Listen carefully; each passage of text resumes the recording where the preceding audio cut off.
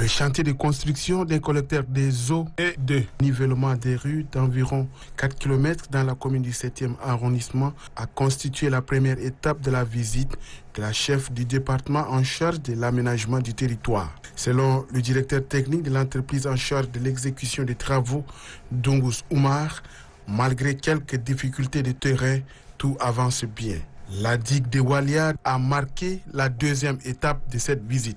Long de 21 km, cet ouvrage, dont les travaux sont aux arrêts depuis 2020, constitue une menace pour les riverains avec la montée des eaux du fleuve Chari. Nous sommes à Walia pour constater l'état de la digue qui a été construite il y a un certain temps, mais donc qui a connu un arrêt. Et on sait bien qu'ici, les travaux étaient réalisés à hauteur de 87,5%.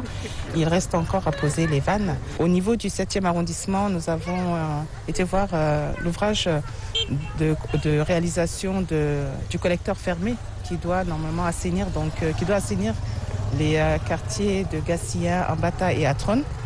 Donc là aussi, c'est un projet qui a connu beaucoup de difficultés, beaucoup d'entraves dans son évolution.